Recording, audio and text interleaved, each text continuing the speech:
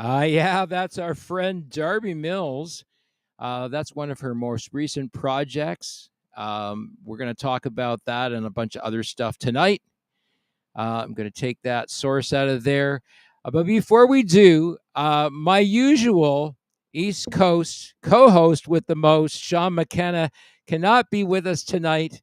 And he sent us the lovely Michelle Ryder. She is our hostess with the mostest from the East Coastess. Michelle Ryder, how you doing? Hello, I'm just fine. How are you doing? Good. Great to have you here with us. It's good to be here. Thank you. Yeah, and I understand that you have developed a bit of a friendship with the lady that we're going to be talking to tonight. I could dare to dream. Did you hear that video? There's only one Darby Mills, man. Incredible, He is incredible. I incredible. mean, I listen to the range in her voice, and it's like I'm listening to the 1980s stuff all over again, but Right. only supercharged.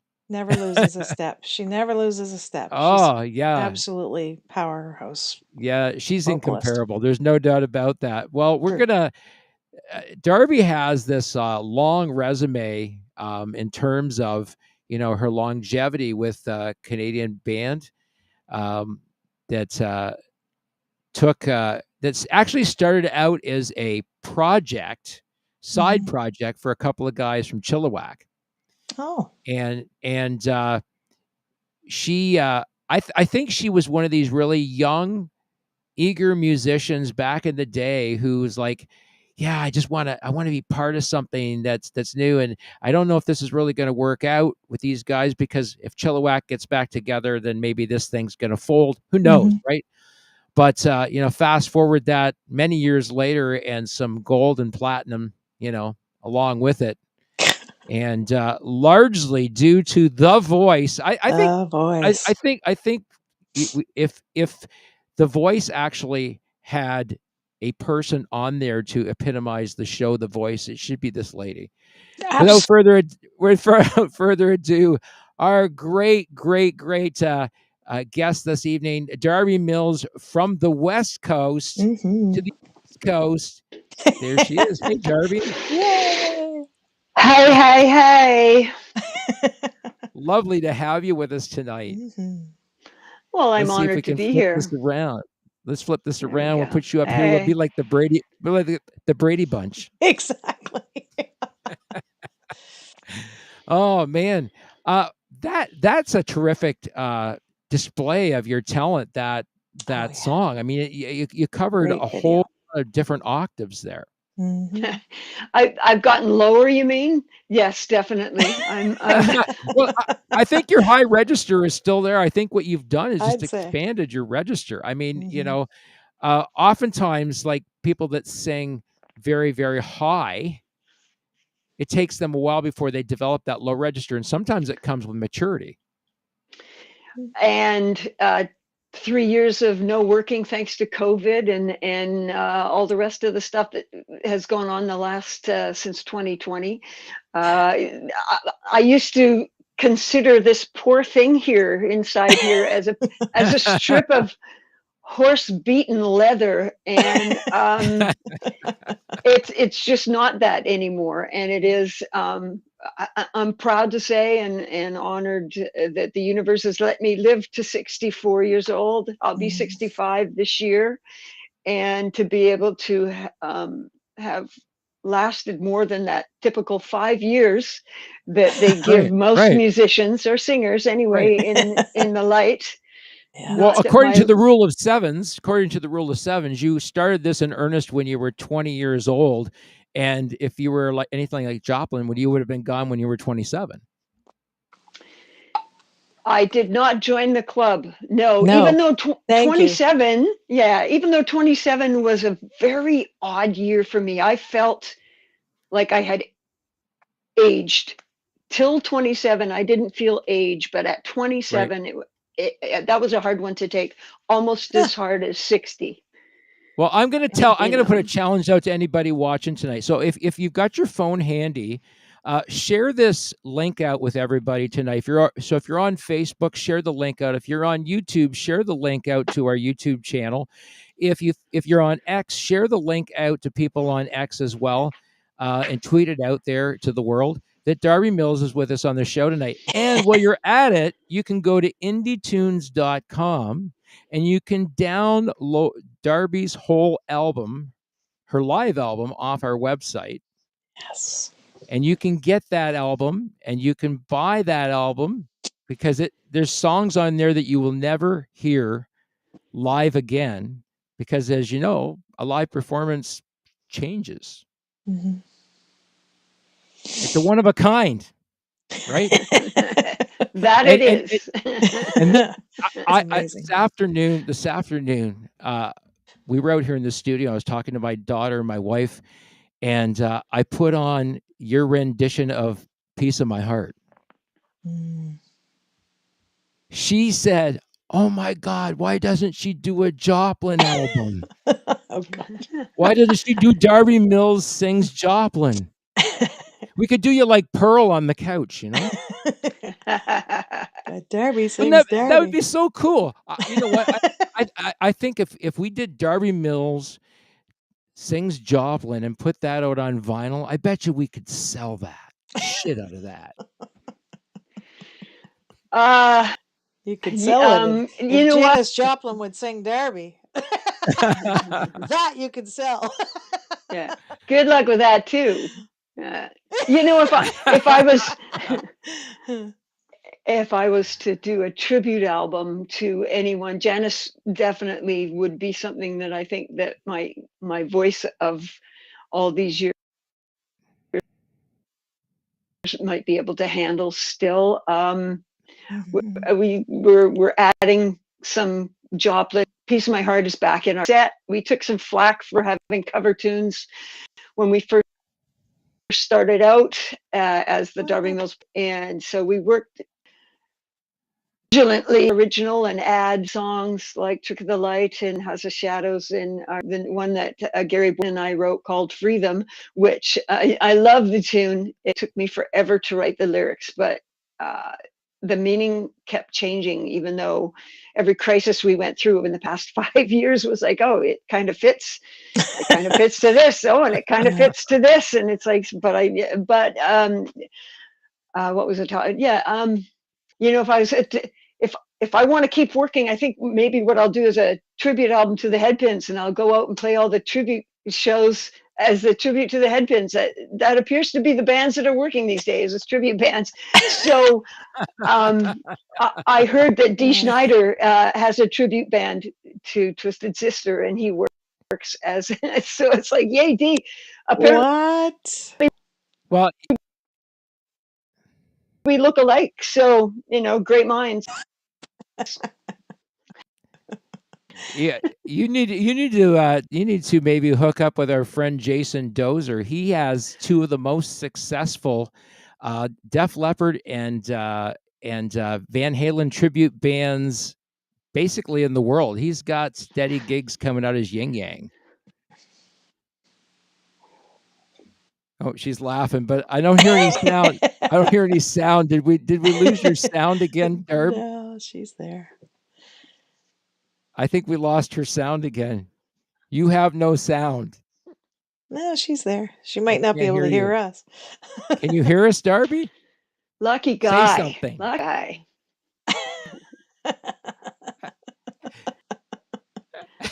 Oh no! Yeah, your audio's right. If you can hear us at all, no. Yeah, your audio's out of sync with your video again. Okay, I have no sound. Yeah, I'll go out and back in and hear you. Yes. Okay. Hear. There we go. What a technical difficulty tonight. I'm thinking. I'm wondering if it's the echo cancellation on the app that's bugging things up. Oh, now we got a blank screen. What the frig? It was not me. Oh man, there she is. Nothing. Oh. Are you there now? Uh-oh. I can hear you. We got another freeze up. What's going on here with the internet tonight? It's like a bugaboo's in the system here. What's going on? I can hear Yeah, I you. can't hear you. Yeah, I can't hear you. I can hear you. Yeah. Yeah, your audio is not in sync with your video at all. It's like completely lagged. I don't know what's going on there. It says you got good network connection, so I don't understand why Yeah. why she's lagging like that. Oh, This is the worst connection I've had. And I'm on fiber optic here, so I'm not sure maybe what's there's going on weather there. out there, is there? I don't know. It's really, really weird. She'll She come was back in. she was having problems on the phone earlier with us. So I mean, so on there she does a rendition of Janis Joplin's Piece of My Heart, Yeah. and it is Incredible. probably it's Yeah. no video feed. Now it says no video feed, nothing. Oh dear. Look at we got a blank screen again. We'll put her down. There she is. Oh my There. god. Oh my god. Oh, she's gone again. You're making her work for it, Ken. She's back again. There she is. In all her glory. You switched rooms, didn't you? I did. Yes. Can you hear me now? Yes. Oh, I can hear you Yeah. 100% better. What the hell's going on there, Darby? I've moved upstairs where things should be much Tell better. Brian to stop watching movies while you're trying to do this. He's golfing. Excellent. Oh, surprise there. Yeah. How's your handicap these days, by the way? I played my best game of indoor golf, which we play every winter for the last 7 winters. Actually, I shot a Wow. 78 this year. So What? yeah, Wow. I know I'm a golfer. Superstar. Yeah, but I can shoot under 100, but that's I have a lot of fun. I love the game, and I've just inherited a really, really nice set of golf clubs from a neighbor who's retired from golfing, and it's improved my game immensely. So it goes to show you Wow. what good gear The can do clubs. for your game. Yeah. Walmart clubs just don't cut it, right? If you and Brian make a trip this way to Ontario, you guys should go up to Owen Sound to a place called Stone Tree. Or even White Cloud. There's 2 lovely golf courses up there on Georgian Bay. I had the good fortune of playing them, and we lived up there for 6 years. I got down to a 5 handicap. Wow. What? I know. Yeah. Wow. Yeah, I got so good at the Owen Sound Golf and Country Club, I could hole in 1 3 holes there. Wow. They were par 3s, and for whatever reason, I could hit the pin, and it would just bang right in the hole. Was there a string on your ball? I don't know what was going on. I think I had horseshoes up my butt that year or something. But the guys I played with, I when I started playing with these guys, I was just that kind of hacker.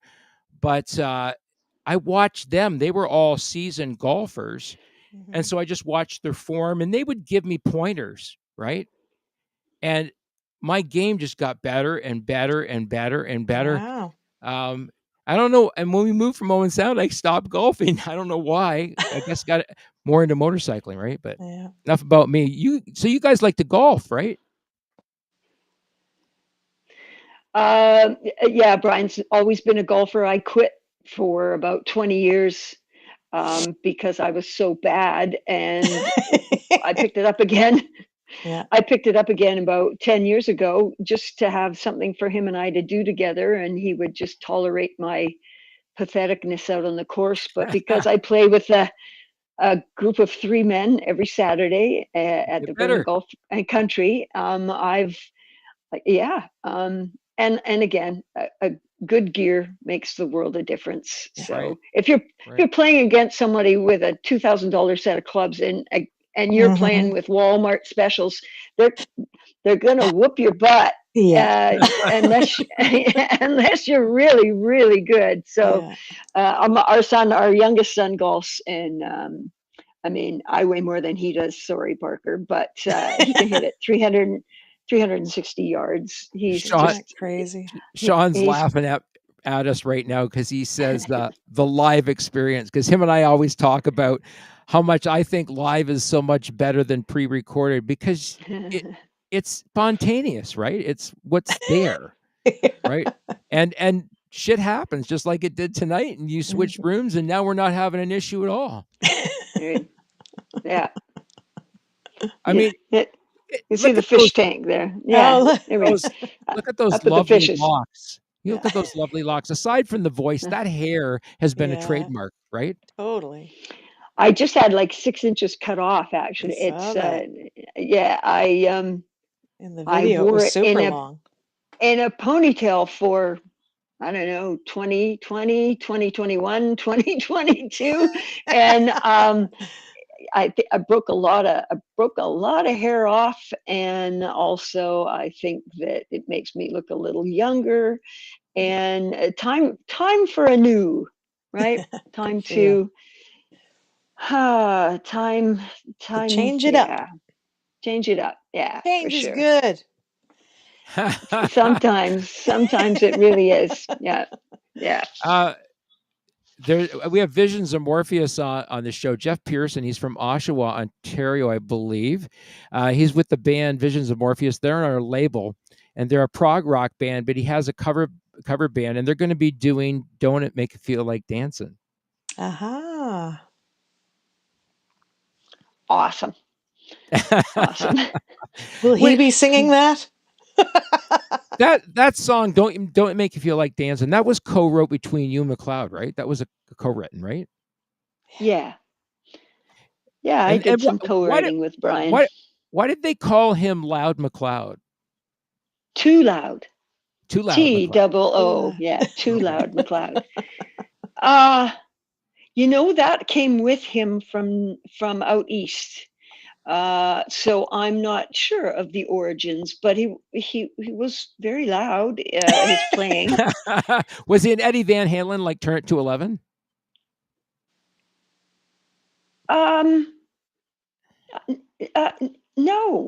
No, but he had a Music Man amp with specific speakers that he used. I remember one blew up when we were in Los Angeles back in the early days, and it was a mad dash panic going across the States trying to find this particular speaker to replace it with. They did find one and put it in, and he was happy, but he had specific gear that gave him his sound, and his he had chubby fingers, and I just think that had something to do with the sound as well, just more meat on the string, perhaps. I don't know, but yeah.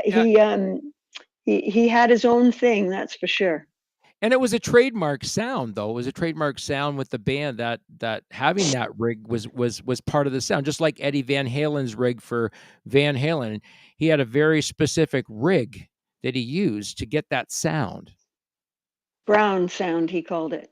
Brown sound. Yeah. And so, what about you attracted Brian McLeod to approach you about singing with the Headpins in the first place? What transpired there? Oh man, I have no idea. I have no idea. Did he see you playing? What did he see you playing? You played in a whole shitload of cover bands, right? Yes and no. I went in and out of bands in like a month or two because I sucked. In my early years, founding myself, I went through a whole bunch of Victoria band. Well, Steelback was Victoria based until much later. But yeah, I auditioned for tons and tons of bands and got lots of jobs, but couldn't really keep them. So I was with a black band, pardon my ignorance. I'm not sure what descriptive word to use right now. No disrespect, but they were from Harlem, New York, and they were based out of Edmonton. And I was working at a record store in Calgary in 1979. And I heard they were auditioning, so I drove up to Edmonton, auditioned for this band. They were called Business Before Pleasure, and they were disco and funk. And I got the gig. They auditioned like 25 people, and I ended up with the gig. I went out on the road with them for a month and a half, 2 months, ran into Steelback. They were playing across the street from us in Lethbridge, Alberta. Yeah. And I would go on our breaks and I would get up and jam with the rock band from Vancouver or Victoria. And we were both there for 2 weeks. And by the end of the first week, I had been given an option to join Steelback. And so I quit. I gave Business Before Pleasure a 2-week notice, and they said, "Get the hell out. You bag, you're leaving us. You're with us for a month." Looking back. You always saw yourself as a rock singer? Have you heard of my first band?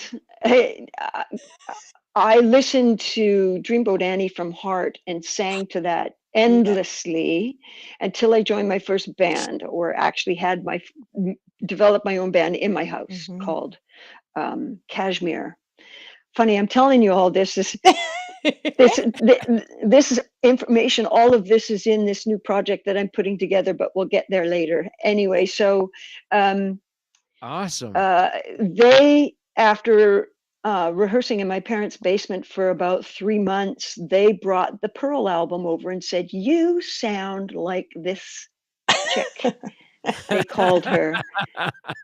And I had no idea who Janis Joplin was. I lived in Kamloops. I listened to AM radio, and that's Janet was not where Janis Joplin was being played. And I'm like, wow, okay, I sound like her. So that basically just started the ball rolling with the You're raspy. like Janis Joplin on steroids. Yeah.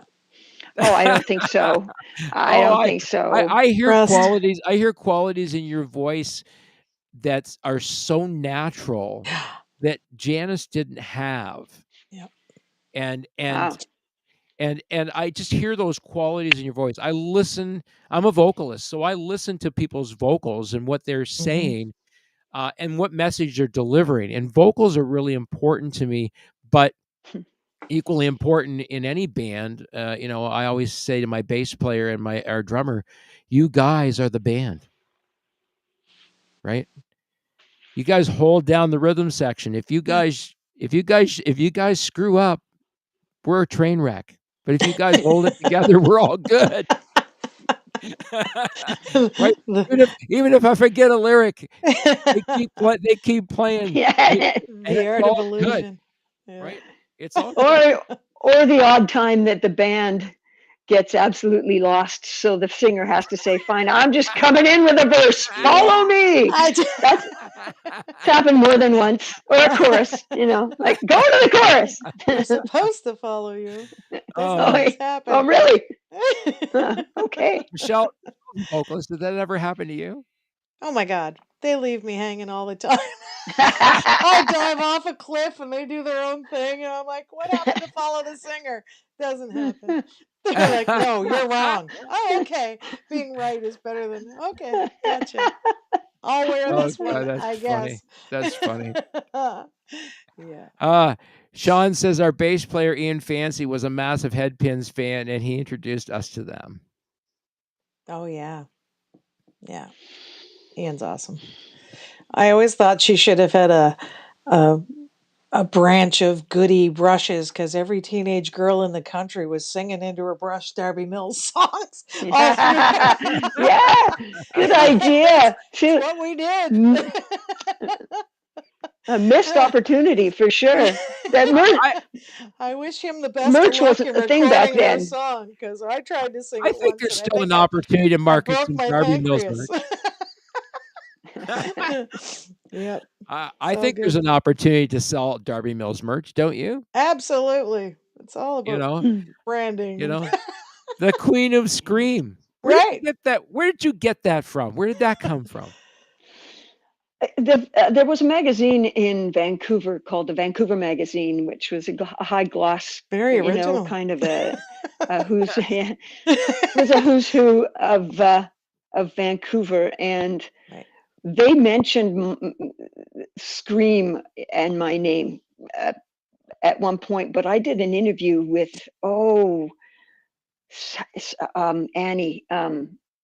Oh, I'm so disappointed that I've forgotten her name, but she was the motorcycle mama, and she in book bands, and she was a go-getter. And I did an interview with her, and I believe she coined that in about 2017, I think, is when she originally, in her interview with me, said the Queen of Scream. And I'm like, yeah, okay. And then it stuck. And then, yeah, I did not name myself that. And then the same time I had given my notice to the Headpins in 2016, I got a phone call and an email from a woman, first an email and then a phone call. I said, yeah, okay, give me a call. But she's the lady who reached out to me to say she wanted to do a mini documentary for TELUS On Demand.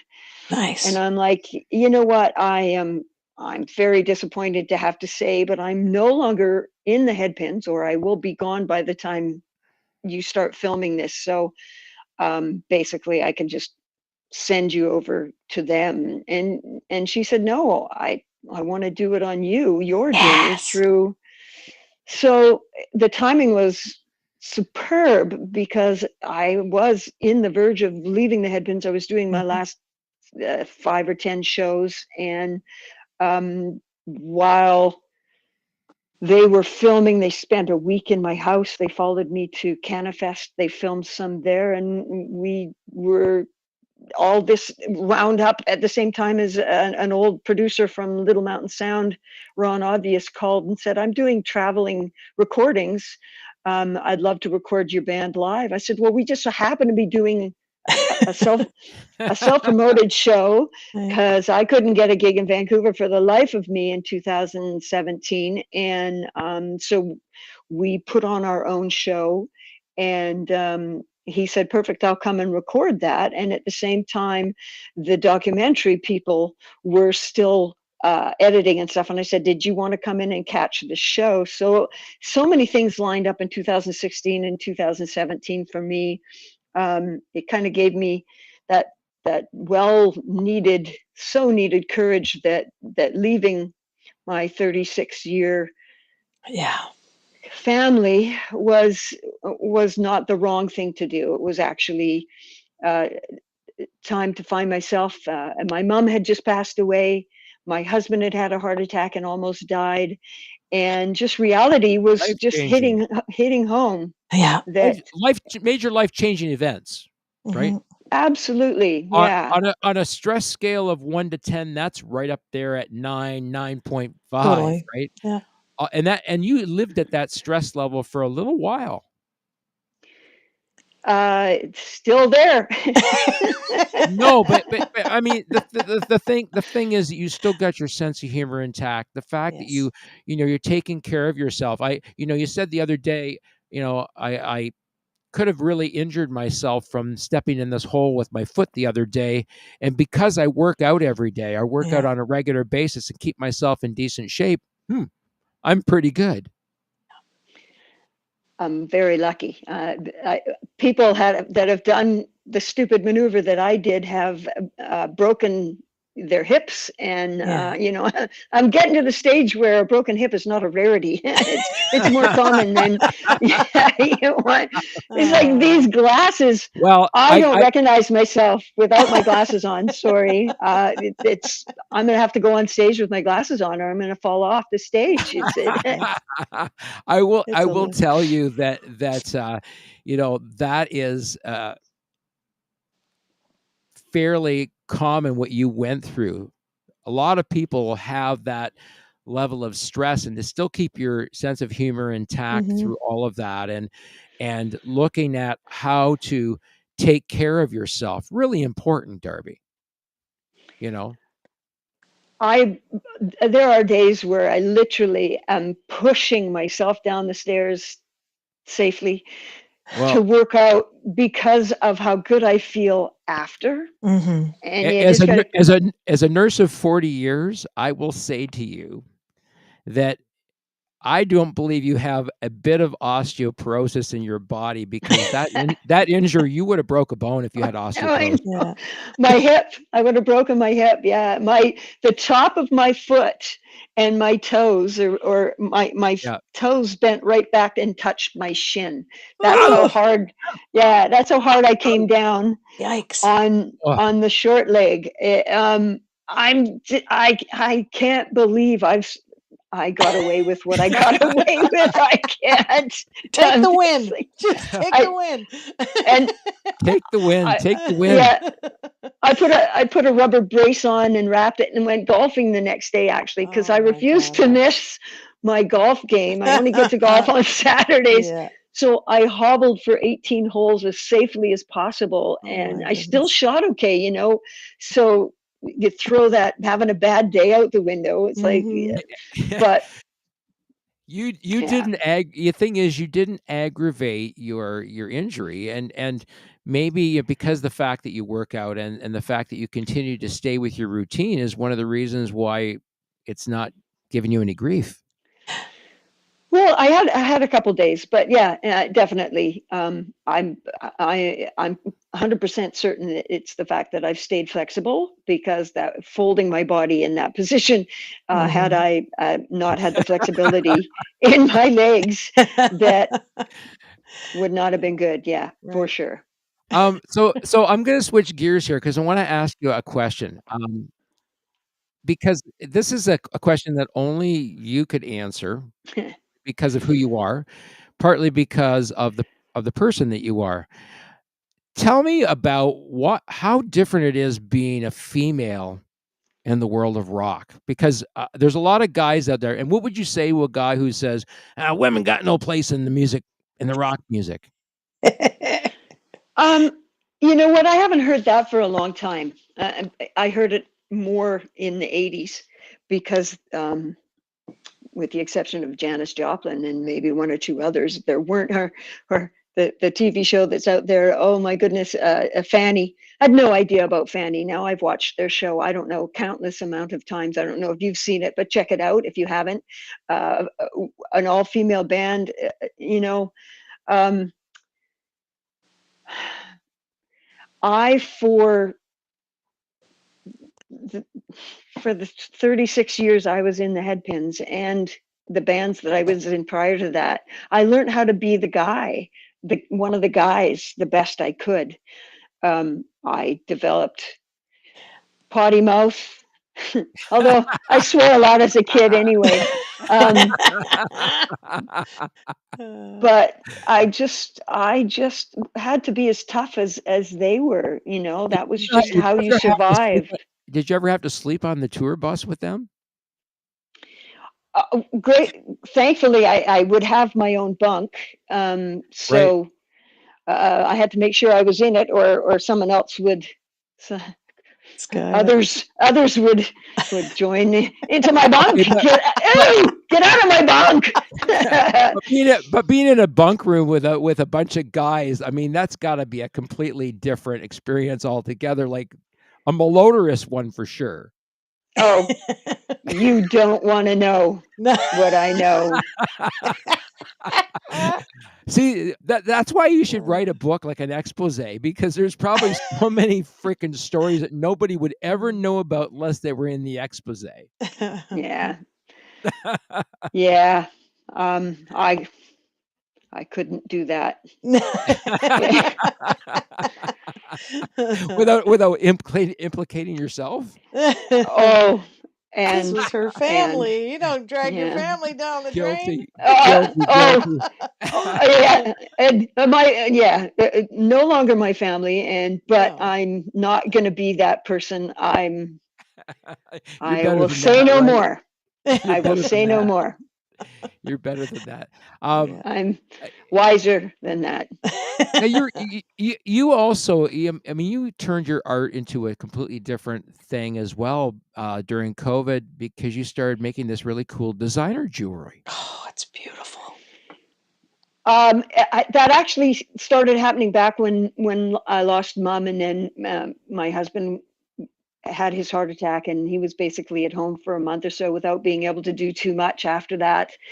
And I had received a bunch of stuff from my mom when she passed, and one was a black velvet chocolate box that I opened up, knowing exactly what it was, going, oh my God, I haven't seen this since I was 10, which was a box of rocks that I had collected as a child. I was a rock hound. And I remember finding almost every single one of the rocks, and I thought, I'm going to make a piece of jewelry for me out of it, out of one of the pieces, a golden piece of rock that I'd found. And my girlfriends all loved it. And I went, well, I'll make you something. So I made a few pieces for them. And then a few people said, well, can you make, and it ended up, I think I'm over 500 pieces at this point in time, sold from the website. So you know what it is truly, though? When you're stressed or tense or just at your wit's end, finding an outlet, if you're a creative soul, that is, finding an outlet that no one was telling me I could or couldn't. There were no rules I had to follow other than the ones I set for myself. And at the end of the day or the end of the night, I had something to show for it. And gratefully, people liked it enough to help that be part of my income when I didn't work for a number of years due to COVID, and just trying to wind up the gears again now that the music business or the live entertainment business is slowly picking back up. But you know, how many bars have shut down? I mean, it's a different game. Wow.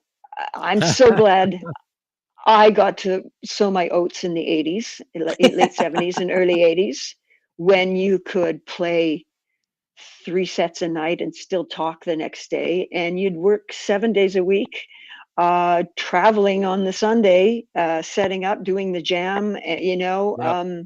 Back in those days, you could play, Headpins did anyway, and Steelback, the band I was in prior, could play for a month and a half, 7 days a week, and not leave Vancouver.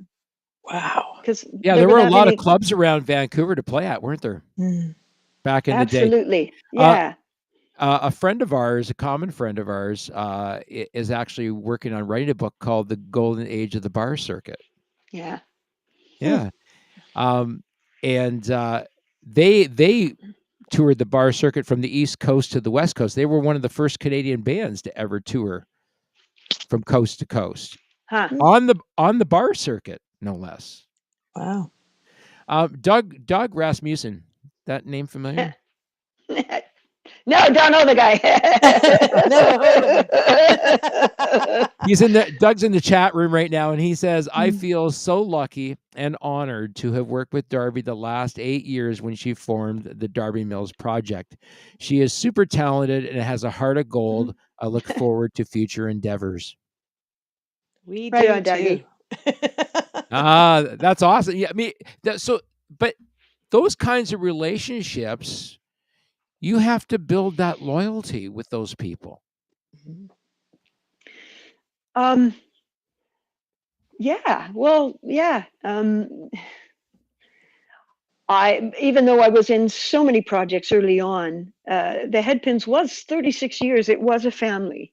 Yeah. It was a family, and watching people come and go throughout that time, you just, you know, it's good to have friends, and it's good to, I hope I support the guys as much as they support me.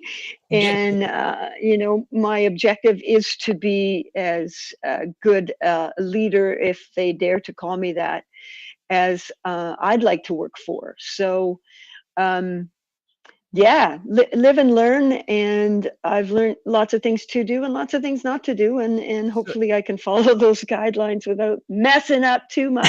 Hey, Doug? Well, I mean, there's a psychological component that goes to all of this stuff, right? When you think about what you go through, and you know what you envision yourself as part of that band project. So for the Headpins started off as a band project. a side project, and then it Yeah. morphed into something else, and then it went to this longevity whole thing. But like any family, a band family can be dysfunctional, but when you're in it, you don't see the dysfunction until you leave it. And then you leave the dysfunction of the family and you go, "Oh, that was going on. Oh, that was going on." You become more observant because now you're outside of the madness. You're not living the Yeah. madness anymore. Every family, I will tell you this, having worked in psychiatry for 40 years, every family has its level of dysfunction. There is no such thing as a normal family.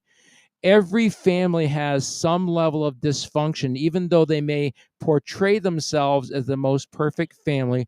Trust me, they're not. I've learned so many deep and dark secrets of people's lives in all the work that I've done that I can tell you, you don't see that dysfunction till you step outside of it. And then you go, I was part of that for 38 years. Holy fuck, what was I thinking?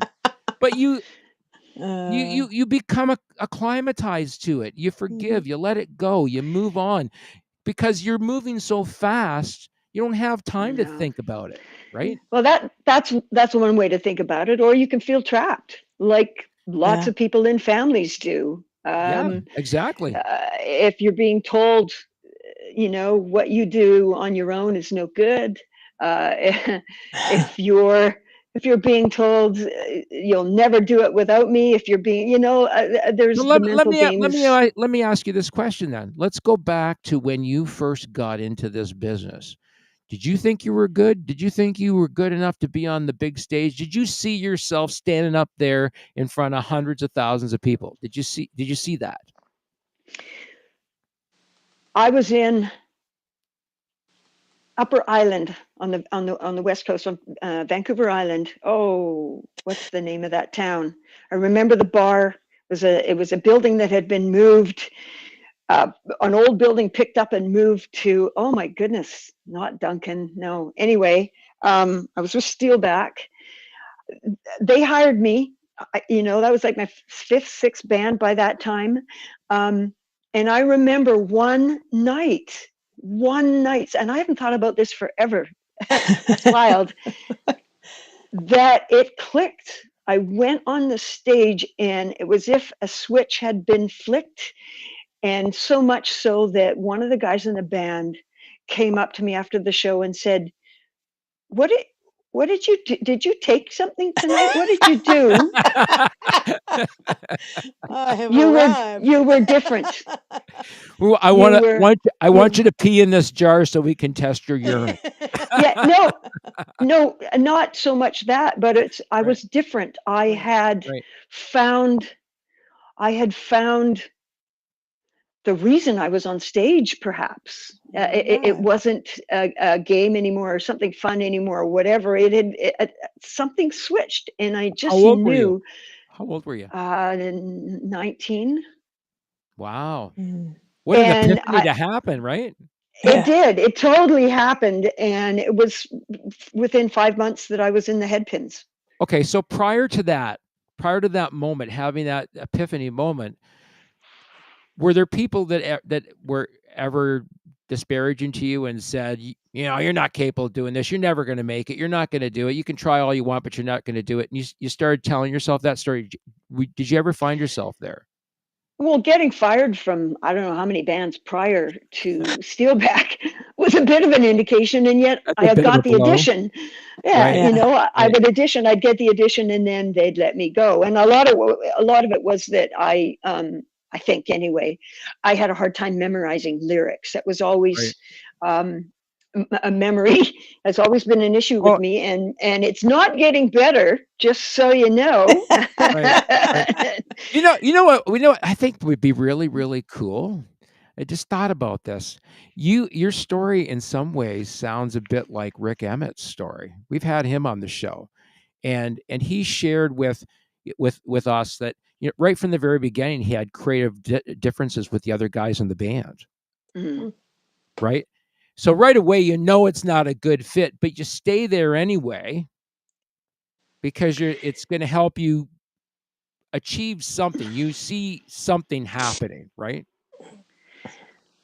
Yeah. A big enough difference, though. I mean, I understand where you're coming from. The difference was perhaps my age being female in amongst Brian and Ab, who were close to being seasoned veterans at the time. It definitely Right. wasn't their first record deal. It wasn't their first Sure. tour on the big Not their stages. first rodeo. No, although in my defense, if I need one, the Lock Up Your Sons tour, where we, according to numerous paper reviews across the country, the Headpins started stealing the show from Toronto. Right. And Brian and Ab weren't in the band. They were in I the think, studio with Chilliwack. and wasn't there a time you guys played with other bands where you guys went on first, but you weren't given a chance for an encore, and the crowd didn't like it? That was ZZ Top. That was their Okay. tour. Yeah. Yeah. Yeah. Yeah, Wow. at points it was unbelievable. I remember sitting, I think it was in Quebec City or Montreal. We were in the old Talk old about arena. awkward. Talk about an awkward moment there, right? Um, yeah, I don't know. I thought it was incredible. It was better than going on stage to get an encore. We had left the stage, Right. ZZ Top every night put the house lights Right. on the minute we left the stage so that we would not get an encore. Yeah. And the crowd went so crazy. They were jumping on the stands, the I seats. love it. And our dressing room is, of course, underneath the seats in the old arenas. And all that stucco crap, fireproof stuff that was on the pipes Falling on you. was falling and on our Asbestos? food and in our drinks. And Oh my it was like, Oh. they're going to collapse. This thing's going to collapse. It's ruined our Wow. food. But they were going crazy for us. And Incredible. that was rich. And then the story goes that happened every night until Edmonton. And we played Edmonton, it was Calgary. And at the Saddle Dome, and we had already done, I don't know, 7 shows in about 4 years in Calgary. And there we were back. The newspapers were saying, Headpins are back, whatever, enough already. After we left there, they did it again. Headpins did it again. Anyway, I sidetracked. We Awesome. finished our show. As we're walking down the steps, the house lights didn't come on, but the amount of lighters, not phones, because nobody had phones back then, the amount Right. of lighters that went on, it was as if the house lights had gone on, right? And we're looking, going, oh my God, Right. look at this. This is unbelievable. They want us so bad that ZZ Top is finally embarrassed enough about what they've been doing. They're letting us do an encore. So we went back Excellent. up on stage. We did our encore. We left the stage. The crowd went crazy, walked into the dressing room. And next thing we heard was the dressing room door slamming shut. And our road manager at the time said to us, fuck. It's like, what? We just did great. The crowd loved us. He said, yeah. The reason why the house lights didn't go on is because the intercom went down and they couldn't tell them to turn the lights on. We've now put the ZZ Top show over so many minutes. It's a union gig, and we just lost the American tour. Oh Because no. we were supposed to go down to the States and do it, which oddly enough, the band broke up 3 nights later, or I got fired 3 nights later. And Wow. Ab, the bass player from the band, ended up getting called in to see if he wanted to go tour with Jimmy Barnes, who got the ZZ Top American tour. So he ended up doing the tour Oh my anyway. God. Bastard. That's what? That's crazy how that can happen. And of course, that's what happened with the union gigs back in the day, right? Yeah. Well, still. But it I'm wasn't their thinking. fault. Why would they lose that's crazy. Well, if you go over, and I guess the ZZ Top can't take a song out of their set, even though whatever, I don't know. They were just pissed off at us. So Yeah. surprise, surprise. But that's what started my journey over to England with Greg Walsh, who produced some of the songs on Private Dancer, the Tina Turner album, and got me signed to Warner Brothers as a solo artist. And I went over and recorded at Pete Townsend studio, Eel Pie, got to hang with Pete for a little bit. And that's where the Unsung Heroes Never Look Back came. Actually, no, you know what? That album never came out. Pardon me. It's interesting. I loved Pete Townsend's first solo album. I thought it was. I loved it. It was one of my favorite albums ever. You ever listen to the whole thing in its entirety? It's a great album. Just the singles. Unfortunately, I didn't listen to the whole album, but I did listen to the radio singles. Right, but so what did he think about working with you over there? The only thing that he really said that meant anything was, please don't ask me to be in a video like those other women did. What? Oh my God. He was in, who was it? The Banana Girls? No, Bananarama. Oh, that's funny. Or was it? Oh no, Spice Girls maybe. Wasn't he in a Spice Girls video? I'm not sure. Oh, could be. Yeah. I don't know. So, but I ended up the album. Well, I ended up coming home. We'd got 6 songs recorded. I ended up coming home to do some more writing. And a week away from me going back to finish the album, we got a call from Eel Pie saying, we haven't been able to reach your record company. What's going on? Are you still coming back? The studio's on hold, yada, yada. And it turns out that they had fired the A&R guy who signed me as a solo artist. Right.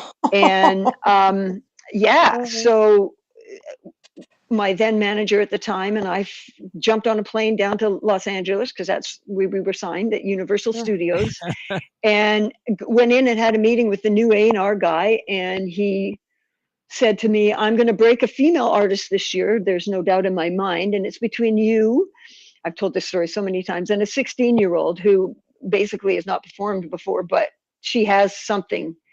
And Sam and I did a sidebar, and I said, they got over $100,000 into this album so far, American. They're not going to drop me. Drop it now.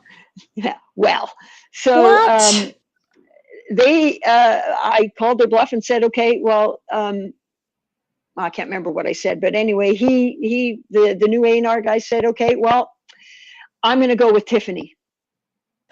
Solid choice. You know what? She's got songs. That song of hers is on movies. She's still somebody's talking Hall of Fame. They may obviously made the right decision, and the album I'm sure has been destroyed. The only copy I came home with was an F1 copy, which was supposed to be the new format in 90. Oh my goodness! I went over there in 1986. What was the title of that album, Darby? It never got finished, so it never had a title. But so what came out is that instead. So the only copy I have is on an F1 cassette, and there are no machines that play F1s anymore. So I don't have a copy of any of those. Never tunes. tried to revisit any of the songs, recreate them? I did not. At the time. You were ready to let that go. They wanted me to be like Jody Watley. They said rock and roll wasn't happening, so it was a fair amount of R&B and disco leaning in that direction, right? It wasn't rock at all. So now the Flying Solo album, though, that wasn't what it was called when it first came out, right? No, it was Never Look Back, which is after that, and a year or two of laying in bed depressed out of my brain, picked up my shoes, dusted them off, and ended up recording a few songs that we had in the bag, and started shopping those songs, and ended up landing a deal with Warner Music in Canada, and recorded Never Look Back, and released it. It was a 5-album deal that lasted 1 album. They punted me. Lost that deal after Never Look Back came out, and the Unsung Heroes, as it was called. But Cry to Me Hot Water, Bad Bad Boy. There 4 singles came off it, 4 radio singles, but they only give me 1 video single, which at the time, mid 80s, like if you don't have video, whatever, like who cares? So nobody's listening to radio anymore. Everybody had MTV and Much Music on, right? So I definitely lost momentum and ended up touring that for a year and a half after it was released, and coming home and going, you know what, that's probably the best work I'll ever do. I think it's better than the Headpins myself, and retired. Thought I'd been married for 10 years. Maybe it was time to start a family and grow up. And a year and a half later, I reformed the Headpins with another Headpin member. Need to make music. And worked with him for the next 25, 26 years. Amazing. Yeah. It's funny how things can, implode, and then they get revived, and then they move forward. And then sometimes, like I said, we don't always take those learnings with us, because when we're caught up in those relationships, we don't often realize what we're doing, how we're part of that whole mess, until we step outside of it and we go, now I know what that's about. Okay, I want to do this now. I want to do something different. And you repackaging this album as Flying Solo. There's some great tracks on that album. I think of one of the tracks I like is "Cry to Me." Yes. Yeah. It's one of the most streamed tracks from what I can see. If I could see your analytics, I could probably know a whole lot more about what's going on there in terms of who likes your music and who doesn't. As Sean says, always be closing ABC. Yeah. The funny thing, when we're talking tonight, I have so many ideas in my head because of stuff that you said tonight, Darby, and I want to thank you for that, because it's been just, we're at the top of the hour right now. We're in the first period of overtime. And it's been a lovely conversation, and I want to have you back on the show again. I hope you come back. Yes. Because I'd like to have this conversation with you some more. And Michelle, I want you to think up some questions you want to ask her next time. I feel like I dominated this whole thing. I'm sure Sean will be taking his seat back pretty quickly when he can. Sean will be like, I'll get punted again. And, thanks, kiddo. I've done probably 3, if not 4 hours of interviews with Sean, and he's got the best questions. He's tuned in. He's a pro for sure. He's very respectful. I smoked before I did this, and my wife says, if you take a puff or two of weed, she says, you never know when to shut up. What? Yes. Well, we're here to talk. Talky Kathy, chatty Kathy. So in case I'm not here the next time, though. You should be here the next time. One little note, Darby, is that I know you go through stuff, and I know they've given you a hard time, and I know they're working hard to box you out. Please don't ever lose sight of the fact that you're Darby goddamn Mills, and nobody can do what you do, and what you have done has meant so much to so many of us that I love you and I appreciate you, and I pray that you keep going. Yeah, you're a one of a kind, Darby. I mean, in terms of female frontwomen and vocalists, they broke the mold after you were made. Second to none, no question. And even though, like I said, I compared some of your tonal qualities of your voice to Joplin, right? You stand in a class all your own. Yes. Right? You're Darby fucking Mills. Right. Right? And there will never be another Darby Mills. You're the only Darby Mills that'll ever be on the face of this earth. People can try to imitate you, but no one will ever duplicate you. Yeah. It's true. Right? God, I wish I could take that to the bank. Well, you know what? Like I said, I have some ideas that might hit some pay dirt, and I would love to brainstorm with you and Brian sometime. you go. Well, we are. I'm just looking outside for a second. We're in the middle of a monsoon rain coming down. Holy! I can't see the other Oh. side of our street. Unbelievable. See, that's Oh. why I hide in the basement. I'm picturing him running in his golf cleats now. we Toto, we're not in Kansas anymore. No. Yeah, no kidding. But as far as your questions, I've done 6 or 7 side projects, singing on other people's tracks, this, whatever. I mean, if you consider that a charity, because it's been free, Aw. I'm open to talking to anyone. I have to feel it Yeah. to want to do it. Totally. It's so important. But through COVID, I learned how to do video editing, and I'm in the midst right now of the newest project that I have spoken about before, and it was cooking along really, really well until the promoter and I kind of, the gentleman that was going to take the project on, and I butted heads just regarding what should and shouldn't be in. And I just had shades of what I was dealing with in my former band. And I didn't walk away from 36 years of my life, my entire adult life, to walk into a brand new situation where I was being told, no, your ideas aren't right. You're going to do what I want, or I'm not going to do it. So I just went, you know what? I haven't given up all this to walk right back into the same situation where I feel I don't know anything. So I've got 350 some hours into the screening of what's happening with this new project. My band, the Darby Mills Project, will be in it. It's just, it's taking a new direction. I'm kind of involving what everybody else is doing right now to stay alive in the live entertainment business, which is, and you're making your own videos now too, right?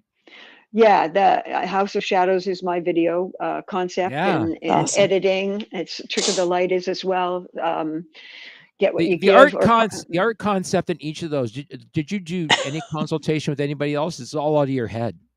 It's 100% bought from Story Hive, or pardon me.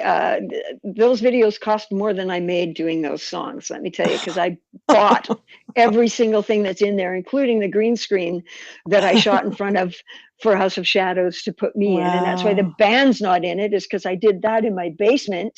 Well, listen. I know somebody who would definitely be willing to help you out with the video stuff.